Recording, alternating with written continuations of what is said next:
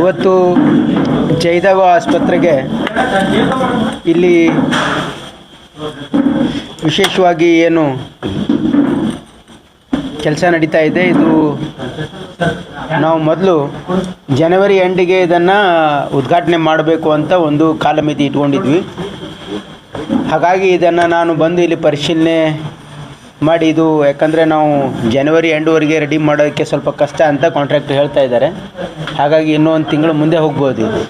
ಇದು ಫೆಬ್ರವರಿ ಎಂಡಲ್ಲಿ, ಅವರು ಮಾರ್ಚ್ ಎಂಡಿಗೆ ನಾವು ಕಂಪ್ಲೀಟೇ ಮಾಡಿ ಕೊಡ್ತೀವಿ ಅಂತ ಹೇಳ್ತಾ ಇದ್ದಾರೆ. ಅಂದರೆ ಎಂದ ಕಂಪ್ಲೀಟ್ ಮಾಡೋಕ್ಕೆ ಮಾರ್ಚ್ ಎಂಡ್ ಬೇಕು, ಬಟ್ ಫೆಬ್ರವರಿ ಎಂಡಲ್ಲಿ ನಾವು ಇದಕ್ಕೆ ಇನಾಗ್ರೇಷನ್ ಮಾಡ್ಬೋದು ಅಂತ ಅವರು ಒಂದು ಮನವಿ, ಒಂದು ತಿಂಗಳು ಎಕ್ಸ್ಟ್ರಾ ಟೈಮ್ ಕೇಳಿದ್ದಾರೆ ಅವರು.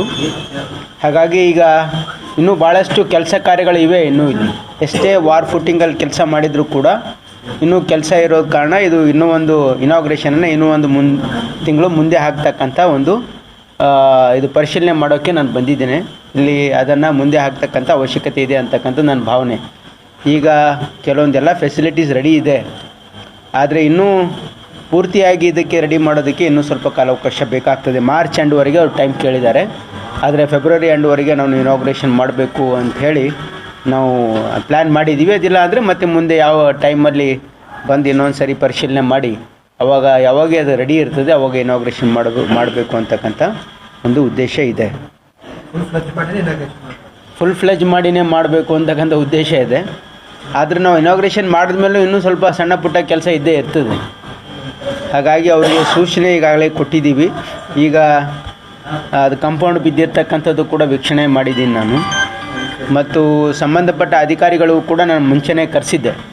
ಕಾರ್ಪೊರೇಷನ್ ಚೀಫ್ ಇಂಜಿನಿಯರಿಗೆ ಮತ್ತು PWD ಚೀಫ್ ಇಂಜಿನಿಯರಿಗೆ ಕರೆಸಿ ಅದಕ್ಕೇನು ಕಾರಣ ಇದೆ ಮತ್ತು ಅದನ್ನು ಹೇಗೆ ಸರಿಪಡಿಸಬೇಕು ಅಂತಕ್ಕಂಥದ್ದಕ್ಕೂ ಕೂಡ ಅವರಿಗೆ ನಿರ್ದೇಶನವನ್ನು ಕೊಟ್ಟಿದ್ದೀವಿ.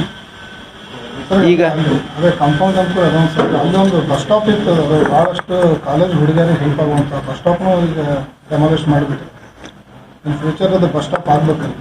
ಆಯ್ತು, ಮಾಡೋಣ, ಅದಕ್ಕೇನಿಲ್ಲ. ಬಸ್ ಸ್ಟಾಪ್ ಮಾಡ್ಬೋದು, ಯಾಕಂದ್ರೆ ಅದು ಭಾಳಷ್ಟು 1,000 ಎಲ್ಲಿ ಅದೇ bus stop Jayadeva bus stop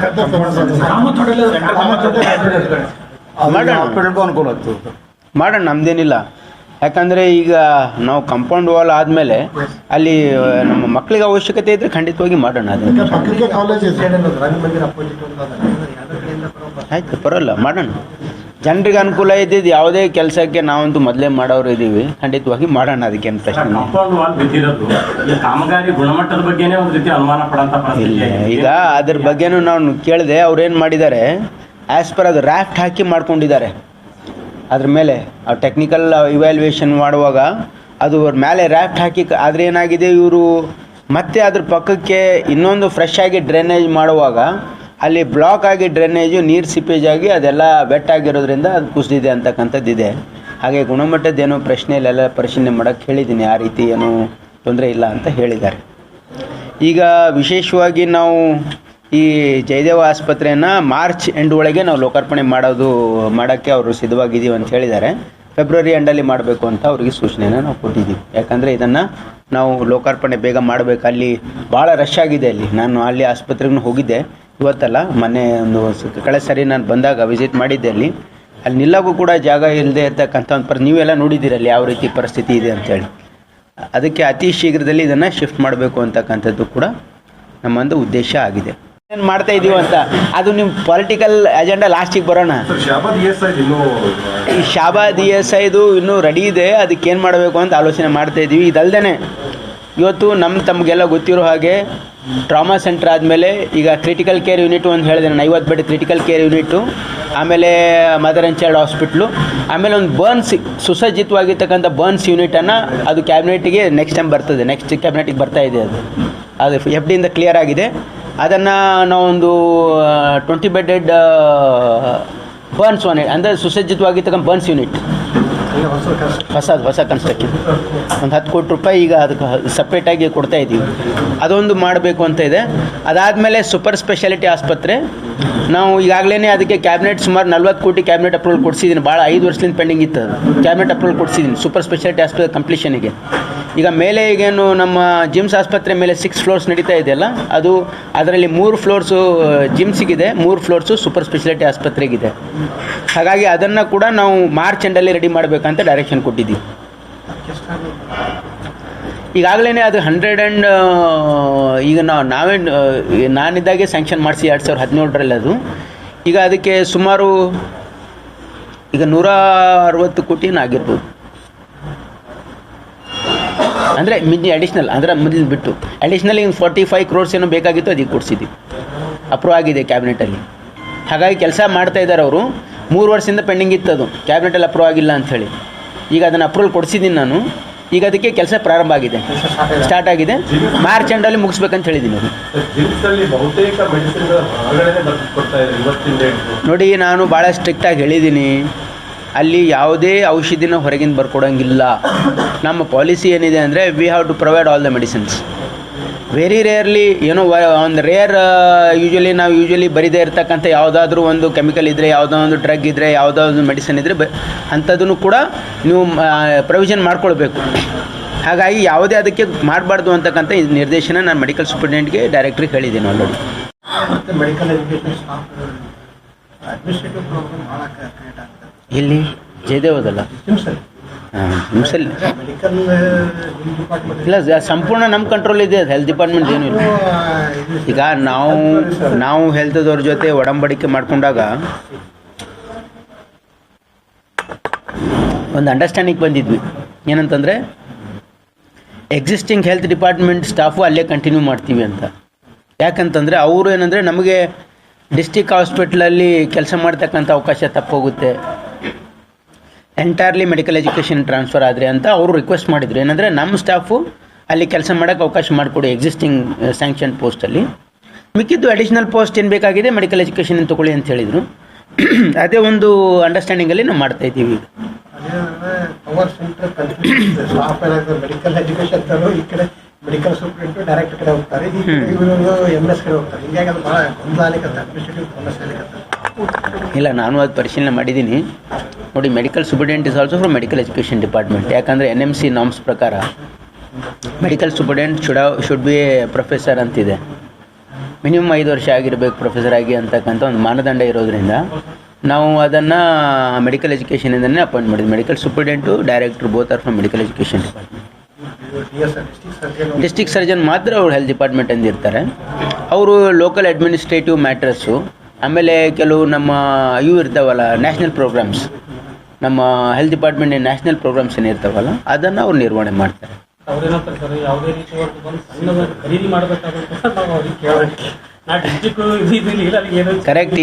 ಈಗೇನಾಗಿದೆ ಅಲ್ಲಿ ಇನ್ನೊಂದು ವಿಶೇಷವಾಗಿ ABRK ಫಂಡನ್ನು ಕೂಡ ಅವರ ಡಿಸ್ಟ್ರಿಕ್ಟ್ ಸರ್ಜನ್ ಅಂಡರೇ ಇದೆ. ಒಂದು ಕಮಿಟಿ ಇದೆ, ಮೆಡಿಕಲ್ ಸೂಪರಿಂಟೆಂಟು ಡಿಸ್ಟ್ರಿಕ್ಟ್ ಸರ್ಜನ್ ಎಲ್ಲ ಇದ್ದಾರೆ. ಹಾಗಾಗಿ ABRKಯಲ್ಲೂ ಕೂಡ ಸಾಕಷ್ಟು ಹಣವನ್ನು ನಾವು ಸಂಗ್ರಹ ಮಾಡ್ತಾ ಇದ್ದೀವಿ. ಈಗ ABRK ಅಂದರೆ ನಮ್ಮ ಸ್ಕೀಮಲ್ಲಿ ಆಯುಷ್ಮಾನ್ ಭಾರತ್ ಸ್ಕೀಮಲ್ಲಿ ನಾವು ಏನು ಇಲ್ಲಿ ಟ್ರೀಟ್ಮೆಂಟ್ ಮಾಡ್ತೀವಲ್ಲ, we are entitled to claim from ABRK. ಹಾಗಾಗಿ ಅದರಿಂದ ನಮಗೆ ಅದರಲ್ಲಿ ಹಣ ಏನು ಬರ್ತದಲ್ಲ ಅಲ್ಲಿ ಮಾಡೋಕ್ಕೆ ಅವಕಾಶ ಇದೆ. ಇದರಿಂದ ಇನ್ನು ಮುಂದೆ 2022-23ರಿಂದ ಮುಂದೆ ಬರ್ತಕ್ಕಂಥ ಎಲ್ಲ ಗ್ರ್ಯಾಜುಯೇಟ್ಸು, ಡಿಪ್ಲೊಮಾ ಹೋಲ್ಡರ್ಸು ನಮ್ಮ ಪ್ಲ್ಯಾಟ್ಫಾರ್ಮಲ್ಲಿ ಇರ್ತಾರೆ. ನಮಗೊಂದು ಅಂದಾಜು ಆಗ್ತದೆ ನಮ್ಮ ರಾಜ್ಯದಲ್ಲಿ ಎಷ್ಟು ಜನ ಮಕ್ಕಳು ಗ್ರ್ಯಾಜುಯೇಟ್ಸ್ ಆಗಿದ್ದಾರೆ, ಡಿಪ್ಲೊಮಾ ಹೋಲ್ಡರ್ಸ್ ಇದ್ದಾರೆ, ಎಷ್ಟು ಜನರಿಗೆ ನೌಕರಿ ಸಿಕ್ಕಿದೆ, ಎಷ್ಟು ಜನರಿಗೆ ಸಿಕ್ಕಿಲ್ಲ, ಎಷ್ಟು ಜನ ಸೆಲ್ಫ್ ಎಂಪ್ಲಾಯ್ಡ್ ಆಗಿದ್ದಾರೆ, ಎಷ್ಟು ಜನ ಹೈಯರ್ ಎಜುಕೇಷನ್ಗೆ ಹೋಗಿದ್ದಾರೆ, ಮತ್ತು ಇಲ್ಲಿ ಯಾರನ್ನು ಯಾವ ಸೆಕ್ಟ್ರಲ್ಲಿ ನಾವು ಸ್ಕಿಲ್ ಕೊಟ್ಟು ಅವರಿಗೆ ಪ್ಲೇಸ್ಮೆಂಟ್ ಕೊಡೋದಕ್ಕೆ ಸಾಧ್ಯ ಇದೆ ಅಂತಕ್ಕಂಥದ್ದು ನಾವು ಅನಲೈಸ್ ಮಾಡ್ತಾಯಿದ್ದೀವಿ ನಮ್ಮ ಇಲಾಖೆಯಿಂದ. ಇದೊಂದು ಹೊಸ ಪ್ರಯತ್ನ ನಮ್ಮ ಸರ್ಕಾರದಿಂದ ಈ ರಾಜ್ಯದ ನಿರುದ್ಯೋಗಿ ಯುವಕರಿಗೆ ಒಂದು ಶಾಶ್ವತ ಪರಿಹಾರ ಮಾಡ್ತಕ್ಕಂಥ ಪ್ರಯತ್ನ, ಒಂದು ಸಿಸ್ಟಮನ್ನು ಸೆಟಪ್ ಮಾಡ್ತಕ್ಕಂಥ ಪ್ರಯತ್ನ ನಮ್ಮ ಸರ್ಕಾರ, ನಮ್ಮ ಇಲಾಖೆ ವಿಶೇಷವಾಗಿ ಮಾಡ್ತಾಯಿದೆ. ಮತ್ತು ನಾನು ಪ್ರಿಯಾಂಕ್ ಖರ್ಗೆ ಅವರು ಒಂದು ಸ್ಕಿಲ್ ಕೌನ್ಸಿಲು ಕೂಡ ಮಾಡಿದ್ದೀವಿ. ಏನಂತಂದರೆ ಯಾಕೆ ನಮ್ಮ ಮಕ್ಕಳಿಗೆ ಎಂಪ್ಲಾಯ್ಮೆಂಟ್ ಸಿಗ್ತಾ ಇಲ್ಲ. ನಾವು ಅನೇಕ ಏನು ಈ ಅಕಾಡೆಮಿ ಇದೆ, ಸಾಕಷ್ಟು ಇನ್ಸ್ಟಿಟ್ಯೂಟ್ಸ್ ಇದ್ದಾರೆ ಮತ್ತು ಇಂಡಸ್ಟ್ರೀದವ್ರು ಇವು ಕರೆಸಿ ಕೇಳಿದ್ದೀವಿ. ಅವ್ರೇನು ಹೇಳಿದ್ದಾರೆ, ನಮ್ಮ ಮಕ್ಕಳೇನಿದ್ದಾರಲ್ಲ ಪಾಸ್ ಆದವರು ಅವರಿಗೆ ಇಂಡಸ್ಟ್ರಿ ರೆಡಿ ಇಲ್ಲ, ಅವರಿಗೆ ನಮಗೆ ಬೇಕಾಗಿರ್ತಕ್ಕಂಥ ಕೌಶಲ್ಯ ಇಲ್ಲ, ನಮಗೆ ಭಾಳಷ್ಟು ಎಂಪ್ಲಾಯೀಸ್ ಬೇಕಾಗಿದ್ದಾರೆ, ಲಕ್ಷ ಸಂಖ್ಯೆಯಲ್ಲಿ ಬೇಕಾಗಿದ್ದಾರೆ ಅಂತ ಹೇಳಿದ್ದಾರೆ. ಒಂದೊಂದು ಕಂಪನಿಗೆ ನಮಗೆ 20,000 30,000 ಎಮರ್ಜಿಂಗ್ ಟೆಕ್ನಾಲಜೀಸಲ್ಲಿ ಬೇಕಾಗಿದ್ದಾರೆ, ಆದರೆ ಅವರಿಗೆ ಎಂಪ್ಲಾಯಬಲ್ ಸ್ಕಿಲ್ ಇಲ್ಲ. ನಾವೇನು ಅವ್ರಿಗೆ ಆಹ್ವಾನ ಕೊಟ್ಟಿದ್ದೀವಿ, ಯಾರ್ಯಾರು ಮುಂದೆ ಬರ್ತೀರಿ ನೀವು ನಮ್ಮ ಮಕ್ಕಳಿಗೆ, ನೀವು ಯಾರು ನಮ್ಮ ಸ್ಕಿಲ್ ಪೋರ್ಟಲಲ್ಲಿ ಇರ್ತಾರೆ, ಯುವನಿಧಿಗೆ ಎನ್ರೋಲ್ ಆಗಿರ್ತಾರೆ, ಅವರನ್ನು ಪಿಕ್ ಮಾಡಿ ನೀವು ಅವರಿಗೆ ಅಡಿಷ್ನಲ್ ಟ್ರೈನಿಂಗ್ ಕೊಟ್ಟು ಪ್ಲೇಸ್ಮೆಂಟ್ ನೀವೇ ಕೊಟ್ಕೋಬೇಕು. ಯಾರು ಪ್ಲೇಸ್ಮೆಂಟ್ ಮಾಡೋಕ್ಕೆ ಮುಂದೆ ಬರ್ತಾರೆ ಅವರಿಗೆ ನಾವು ಟ್ರೈನಿಂಗ್ ಮಾಡೋಕ್ಕೆ ಅವಕಾಶ ಕೊಡ್ತೀವಿ, ನಮ್ಮ ಇನ್ಸ್ಟಿಟ್ಯೂಟ್ಸನ್ನು ಕೊಡ್ತೀವಿ ನಾವು, ಮತ್ತು ಬೇರೆ ಬೇರೆ ಪ್ರೈವೇಟ್ ಇನ್ಸ್ಟಿಟ್ಯೂಟನ್ನು ಹೈಯರ್ ಮಾಡಿ ಅವರಿಗೆ ಸ್ಕಿಲ್ಲನ್ನು ಕೊಟ್ಟು ಅವರಿಗೆ ಪ್ಲೇಸ್ಮೆಂಟ್ ಕೊಡಬೇಕು. ಟ್ರೈನಿಂಗ್ ಕಾಸ್ಟ್ ಸರ್ಕಾರ ಕೊಡ್ತದೆ. ಅದು ನಮ್ಮ ಮಾನ್ಯ ಮುಖ್ಯಮಂತ್ರಿಗಳೇನು ಅನೌನ್ಸ್ ಮಾಡಿದಾರಲ್ಲ, ಕೌಶಲ್ಯ ಕೊಡ್ತೀವಿ, ಅದರಿಂದ ನಾವು ಎಕ್ಸ್ಟ್ರಾ ಹಣ ಇವತ್ತು ಅವರಿಗೆ ಆ ಒಂದು ಟ್ರೈನಿಂಗ್ಗೆ ಕೊಟ್ಟು ಅವರಿಗೆ ಪ್ಲೇಸ್ಮೆಂಟ್ ಕೊಡಿಸ್ತಕ್ಕಂಥ ಒಂದು ಮಹತ್ವಾಕಾಂಕ್ಷಿ ಯೋಜನೆ ನಮ್ಮ ಸರ್ಕಾರದಿದೆ. ಈ ರಾಜ್ಯದ ಯುವಕರಿಗೆ ಒಂದು ಶಾಶ್ವತ ಒಂದು ಸಿಸ್ಟಮನ್ನು ಎಸ್ಟಾಬ್ಲಿಷ್ ಮಾಡೋಕ್ಕೆ ಪ್ರಯತ್ನ ಮಾಡ್ತೇವೆ. ಮುಂಚೆ ನೋಡೋಣ, ಕಾರಣಗಣಿ ಪೂರ್ತಿನೂ ಆಗಬೇಕಲ್ಲ, ಅಟ್ಲೀಸ್ಟ್ ವರ್ಕೆಬಲನ್ನು ಇರಬೇಕಲ್ಲ. ಅದು ಅಮೌಂಟ್ ವಿಚಾರದಲ್ಲಿ KKRDBಯಿಂದ ಹೆಚ್ಚಿನ ಹಣ ಇಲ್ಲಿ KKRDBಯಿಂದ ಹಣದ್ದೇನು ಕೊರತೆ ಇಲ್ಲ. ಈ ಸರಿ ಅದಕ್ಕೆ ಈ ಜಯದೇವಾಗ ಎಷ್ಟು ಕೊಡಬೇಕು ಅಂತಕ್ಕಂಥದ್ದು ಈಗಾಗಲೇ KKRDB ಇದರಲ್ಲಿ ಅಪ್ರೂವ್ ಆಗಿದೆ. ಹಾಗಾಗಿ ಹಣದ್ದೇನು ಕೊರತೆ ಇಲ್ಲ. ಇದಕ್ಕಿಲ್ಲ, ನಾವು ಇದು ಎಂಟೈರ್ ಬಿಲ್ಡಿಂಗೇ ಇದು KKRDBಲೇ ಆಗಿರೋದು. ಇದು ನಾವು ನಮ್ಮ ಡಿಪಾರ್ಟ್ಮೆಂಟಿಂದ ಅಂದರೆ ನಮ್ಮ ಸಂಸ್ಥೆಯಿಂದ ನಾವು ಇಕ್ವಿಪ್ಮೆಂಟ್ಸಿಗೆ ಸುಮಾರು 40 ಕೋಟಿ ರೂಪಾಯಿ ಕೊಡ್ತಾ ಇದ್ದೀವಿ. ಯಾಕಂದರೆ ಇಕ್ವಿಪ್ಮೆಂಟ್ ನಮ್ಮ ಸಂಸ್ಥೆಯಿಂದನೂ ಕೂಡ 16 ಕೋಟಿ ಸಂಸ್ಥೆಯನ್ನು 16 ಕೋಟಿ ನಮ್ಮ ಸಂಸ್ಥೆಯಿಂದ ಕೊಡ್ತಾ ಇದ್ವಿ. ಮತ್ತು ಇಕ್ವಿಪ್ಮೆಂಟ್ KKRDBನೇ 182 ಕೋಟಿ KKRDB. ಹಾಂ, ಈಗ ನಮ್ಮ ಸಂಸ್ಥೆಯಿಂದ 16 ಕೋಟಿ ನಾವು ಕೊಡ್ತಾ ಇದ್ದೀವಿ. ಟೋಟಲ್ ಬಂದು 56 ಕೋಟಿ ರೂಪಾಯಿ. ಹಾಂ, ಇದಕ್ಕೆಲ್ಲ ಈಗಾಗಲೇ 3 ಕ್ಯಾತ್ ಲ್ಯಾಬು, ಆಮೇಲೆ 3 OT. ಯಾಕಂದರೆ ಈಗಾಗಲೇ ನಮಗಲ್ಲಿ ಭಾಳಷ್ಟು ಕೇಸಸ್ ಪೆಂಡಿಂಗ್ ಆಗ್ತಾಯಿದೆ. ಹಾಗಾಗಿ 3 OT 3 ಕ್ಯಾತ್ ಲ್ಯಾಬ್ ಮಾಡ್ತಾಯಿದ್ದೀವಿ. ಯಾಕಂದರೆ ಇದು ಬಹುಶಃ ಮುಂದಿನ ದಿನಗಳಲ್ಲಿ ಬ್ಯಾಂಗ್ಳೂರು ಜಯದೇವ ಆದಮೇಲೆ ಮೈಸೂರಲ್ಲೂ ಕೂಡ ಸುಮಾರು 400 OPD ಇದೆ ಡೈಲಿ. ಇಲ್ಲೂ ಕೂಡ ನಾವು ಸುಮಾರು 400 OPD ರೀಚ್ ಆಗಿದ್ದೀವಿ. ಇಲ್ಲಿನೂ 400 OPD ರೀಚ್ ಆಗಿದ್ದೀವಿ. ಮುಂದೆ ಬರ್ತಕ್ಕಂಥ ದಿನಗಳಲ್ಲಿ ಇದು ಗ್ರೋತ್ ಜಾಸ್ತಿ ಆಗ್ತದೆ ಅಂತಕ್ಕಂಥ ನಮ್ಮ ಒಂದು ನಿರೀಕ್ಷೆ ಇದೆ. ಟ್ರಾಮಾ ಸೆಂಟ್ರು ಈಗಾಗಲೇ ಎಲ್ಲ ರೆಡಿಯಾಗಿದೆ, ರಿಕ್ರೂಟ್ಮೆಂಟ್ ಪ್ರೊಸೆಸ್ಸು ಆಗಿದೆ. ಈಗ ನಮ್ಮ ಒಂದು ಪ್ರಯತ್ನ ಈ ತಿಂಗಳ ಎಂಡಲ್ಲೇ ಮಾಡಬೇಕು ಅಂತಿದೆ, ಇಲ್ಲಾಂದರೆ ಫೆಬ್ರವರಿ 1st ವೀಕಲ್ಲಿ ಮಾಡಬೇಕು ಅಂತ ಅದು ಉದ್ದೇಶ ಇದೆ. ಅದು ಮೊದಲು ಕಾರ್ಯಗತ ಮಾಡಿ ಅದನ್ನು ಇನಾಗ್ರೇಷನ್ ಮಾಡಬೇಕು, ಚಾಲನೆ ಕೊಡಬೇಕು ಅಂತಿದೆ. ಈಗ ಅಲ್ಲಿ ಎಲ್ಲ ಕೆಲಸ ಕಂಪ್ಲೀಟ್ ಆಗಿದೆ, ಅಲ್ಲೇನು ಕೆಲಸ ಉಳಿದಿಲ್ಲ. ಈಗ ಕೆಲವೊಂದು ಟ್ರಾನ್ಸ್ಫಾರ್ಮರು ಅದೆಲ್ಲ ಫಿಕ್ಸ್ ಆಗ್ತಾ ಇದೆ. ಅದ್ರ ಬಗ್ಗೆ ಇಲ್ಲಿವರೆಗೆ ನನ್ನ ಮನಸ್ಸಿನ ಮಟ್ಟಿಗೆ 90,000ಕ್ಕಿಂತ ಜಾಸ್ತಿ ಎನ್ರೋಲ್ಮೆಂಟ್ ಆಗಿದೆ ಇವತ್ತಿನವರೆಗೆ. ನನ್ನ ಒಂದು ಅಂದಾಜು ಪ್ರಕಾರ ಪ್ರತಿದಿನ 4,000 to 5,000 ಎನ್ರೋಲ್ಮೆಂಟ್ ಆಗ್ತಾ ಇದೆ. ಇನ್ನೊಂದು ತಿಂಗಳು 2 ತಿಂಗಳಲ್ಲಿ ಆಗ್ತಾ ಇದೆ. ಅರ್ಜಿ ಹಾಕಕ್ಕೆ ಹೋದಂತ ಅಭ್ಯರ್ಥಿಗಳಿಗೆ ನಿಮ್ಮ ಡೇಟಾ ಯೂನಿವರ್ಸಿಟಿ ಅಪ್ಲೋಡ್ ಮಾಡಿಲ್ಲ ಅನ್ನೋದು ಕರೆಕ್ಟ್. ಈಗ ಏನಾಗಿದೆ, ಸಫರ್ ಆಗ್ತಾ ಇದೆ. ಈಗ ನಮ್ಮಲ್ಲಿ ಇರ್ತಕ್ಕಂಥ ಮಾಹಿತಿ ಪ್ರಕಾರ ಈಗಾಗಲೇ ನ್ಯಾಡಲ್ಲಿ 4,20,000 4,12,000 ಸರ್ಟಿಫಿಕೇಟ್ ಡಿಪಾಸಿಟ್ ಆಗಿವೆ. 4,12,000 ಸರ್ಟಿಫಿಕೇಟು ಬೇರೆ ಬೇರೆ ಯೂನಿವರ್ಸಿಟೀಸು ಡಿಪಾಸಿಟ್ ಮಾಡಿದ್ದಾರೆ ನ್ಯಾಡಲ್ಲಿ, ಇನ್ನೂ ಕೆಲವು ಡಿಪಾಸಿಟ್ ಮಾಡ್ತಾ ಇದ್ದಾರೆ. ಹಾಗಾಗಿ ಇವತ್ತು ಸೇವಾ ಸಿಂಧು ಪೋರ್ಟಲಲ್ಲಿ, ಯಾಕಂದರೆ ಕಂಪ್ಲೀಟ್ಲಿ ಆನ್ಲೈನ್ ಇದು, ನೀವು ಸೇವಾ ಸಿಂಧು ಪೋರ್ಟಲಲ್ಲಿ ಹೋದಾಗ ನಿಮ್ಮ ಸರ್ಟಿಫಿಕೇಟ್ ಅಪ್ಲೋಡ್ ಮಾಡುವಾಗ ನೀವು ನ್ಯಾಡಿಂದ ಅದನ್ನು ಅಪ್ಲೋಡ್ ಮಾಡಬೇಕು. ನಿಮ್ಮ ನ್ಯಾಡಲ್ಲಿ ಡಿಪಾಸಿಟ್ ಆಗಿದ್ರೆ ಆಟೋಮೆಟಿಕ್ಲಿ ಈಸಿಲಿ ಆಗುತ್ತೆ. ಅದು ಯಾವುದೇ ರೀತಿಯಾಗಿರ್ತಕ್ಕಂಥ ಗ್ಲಿಚಸ್ ಇಲ್ಲ, ಸರ್ವರ್ ಪ್ರಾಬ್ಲಮ್ ಇಲ್ಲ.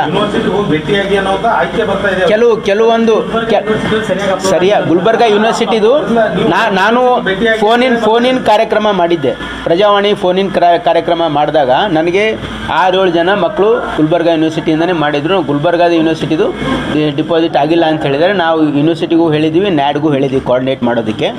ಅವ್ರು ಏನು ಹೇಳಿದ್ದಾರೆ ಅಂದರೆ, ಯಾರ್ಯಾರು ಒಂದು ಇದಕ್ಕೆ ಒಂದು ಇದೂ ಇದೆ, ಅಂದರೆ ಹೆಲ್ಪ್ ಲೈನು ಇದೆ, ನೀವು ಅಲ್ಲಿ ಮಾಡಿದರೆ ಖಂಡಿತವಾಗಿ ಅದು ನಿಮಗೆ ಸೊಲ್ಯೂಷನನ್ನು ಕೊಡ್ತಾರೆ. ನೀವು ಯಾಕಾಗಿದೆ, ಯಾಕಾಗಿಲ್ಲ, ನಿಮ್ದು ಏನಿದೆ ಸಮಸ್ಯೆ ಅಂತ ಕೂಡ ಅವ್ರು ಹೇಳ್ತಾರೆ. ಹಾಗಾಗಿ ಅವ್ರ ಹೆಲ್ಪ್ ಲೈನು ಕೂಡ ಅದ್ರ ಸಹಾಯ ತೊಗೋಬೋದು. ಗುಲ್ಬರ್ಗ ಯೂನಿವರ್ಸಿಟಿಗೂ ಡೈರೆಕ್ಷನ್ ಕೊಟ್ಟಿದ್ದೀವಿ.